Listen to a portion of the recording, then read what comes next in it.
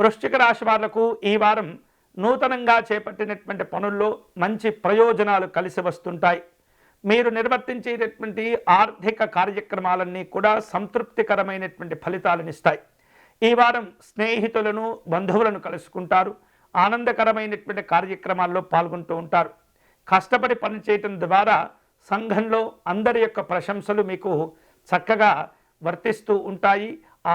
ఏవైతే సన్మానాలు ఉంటుంటాయో, ప్రశంసలు ఉంటాయో, ఆనందంగా వాటిని స్వీకరించేటటువంటి అవకాశాలు కూడా ఏర్పడుతుంటాయి. మీరు ఒక ఉన్నతపరమైనటువంటి హోదా, గౌరవాలతో వ్యవహరిస్తూ ఉండటం వలన మంచి మంచి పేరు ప్రఖ్యాతులు కూడా ఏర్పడుతూ ఉంటాయి.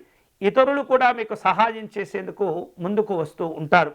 అలాగే కుటుంబ పరంగా కొన్ని శుభ కార్యక్రమాలు నిర్వహించేందుకు ప్రణాళికలను సిద్ధం చేసుకుంటూ ఉంటారు.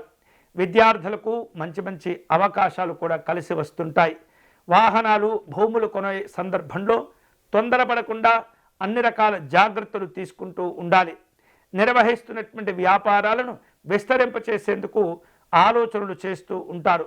ఉద్యోగంలో బాగా కష్టపడతారు. మంచి మంచి ఏవైతే లక్ష్యాలు ఉంటుంటాయో వాటిని సాధించుకోగలుగుతారు. శ్రమకు తగినటువంటి ప్రతిఫలాలు కూడా పొందుతూ ఉంటారు.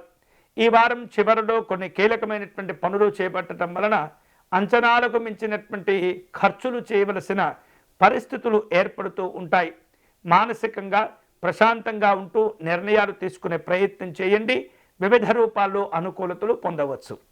ఈ వారం ఈ వృశ్చిక రాశి వారు శుభ ఫలితాలను పొందేందుకై మహాలక్ష్మి అమ్మవారిని పూజించటం, ధ్యానించటం మంచిది.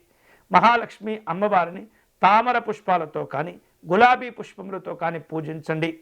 అలాగే అమ్మవారి యొక్క అనుగ్రహం కోసమై కుంకుమార్చనను నిర్వహించి పూజించినటువంటి కుంకుమను ప్రతిరోజు కాస్త నుదుటిన ధరించేటటువంటి ప్రయత్నం చేయండి. అన్ని రకాల సంతోషాలతో కూడిన శుభ ఫలితాలు ఏర్పడతాయి.